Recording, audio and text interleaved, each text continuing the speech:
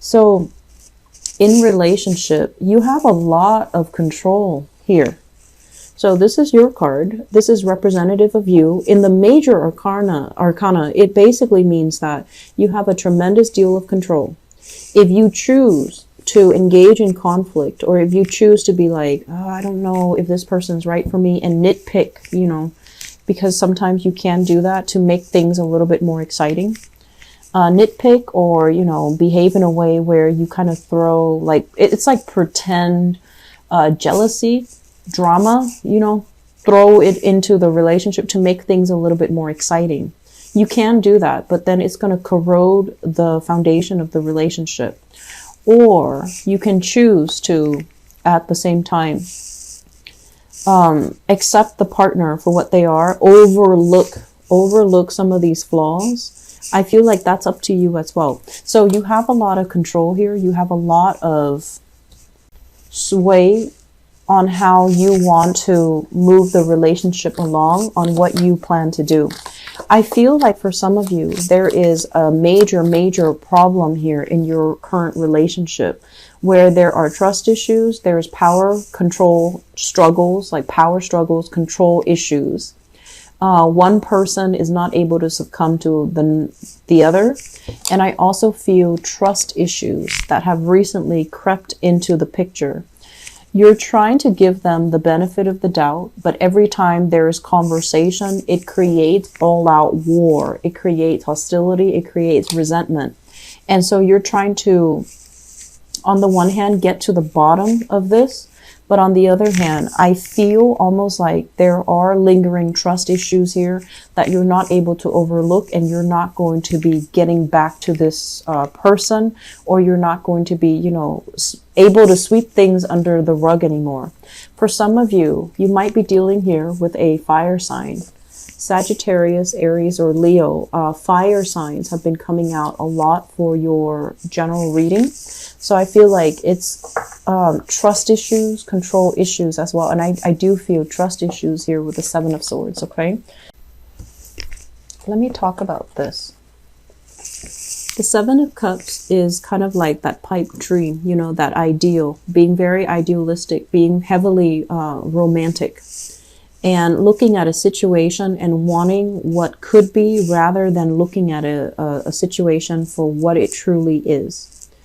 I feel like for some of you, you have somebody that really, really loves you. And we could have here a water sign.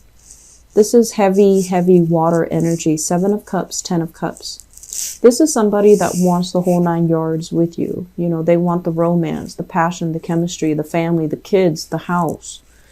And they're very, very sure about what they want. And on the one hand, I feel like they can also be a little bit idealistic.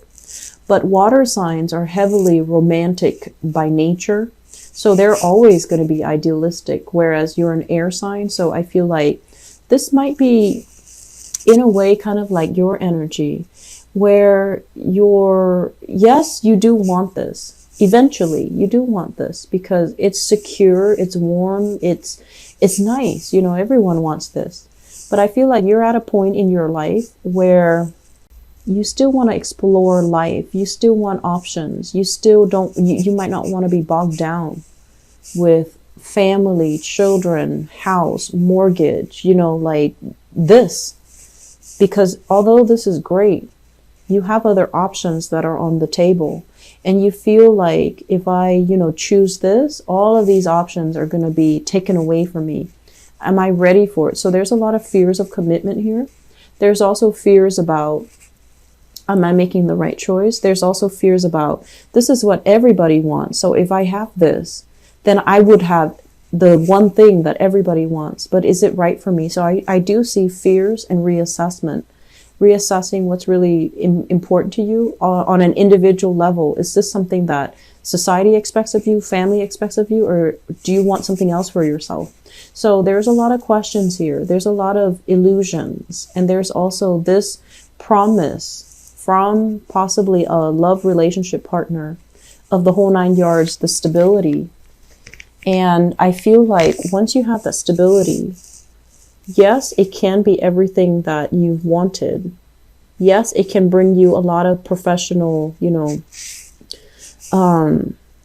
admiration or even professional stability, because when the home life is stable, a lot of the times professionally it's easier for us to grow because we have more, I guess, more things at stake. If there's mortgage, if there's family, if there's children, we're going to work really hard at our finances, right? At our professional life, developing our professional careers. And so I feel like, yes, it's going to help you stabilize yourself. It's going to bring about that sense of urgency and responsibility. But if you're not ready, no matter when these things come in, no matter how they come in, if you're not ready, you're not going to build on it. And it's going to, while it's wonderful and great, and it can be very emotionally nurturing, it can be very financially stabilizing. If you're not ready for it, you're not going to build on it, and you're going to let a very good opportunity kind of like waste away because you're still wondering about alternatives. You're still wondering. But on the other hand, I have all of these options that are available. So Libras, you have a lot of great things here. And I feel like you're in a really good relationship with another person, but you're still kind of like admiring greener pastures. You're not ready to put in the work. And, I feel like deep down, as the scale of the zodiac, you are very sensitive to imbalances when they affect you. But you also need to kind of like think on the other side. Is it fair for the other person to wait around? Is it fair if I'm not able to give them 100% because I'm still scoping out other territories? So I feel like the problem with air signs in general is they're able to love, but they like to weigh out the pros and cons when they make a love decision. And I feel like that's what's happening here. On the one hand, you want this. And then on the other hand, it's like, what else is out there? And if you keep second guessing, I feel like the opportunities will slip you by. So you have a loving relationship partner. And so the third cluster here, we have the Princess of Swords. So this is, I feel, your energy.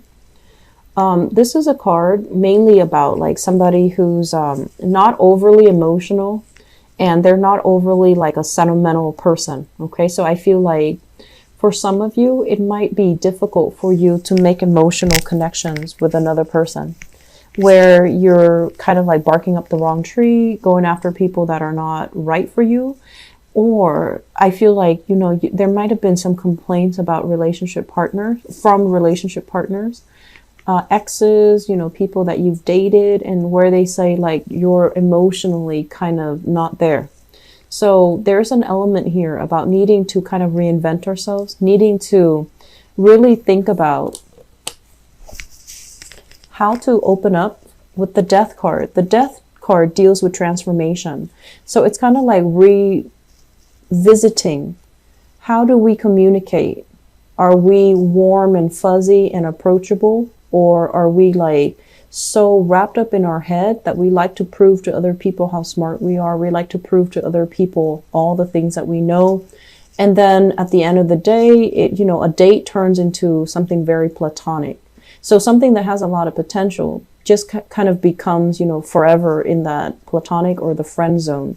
So I feel like many of you're at a point right now where you're trying to figure out, how do other people see me? Am I approachable? Am I earnest? Am I easy to talk to?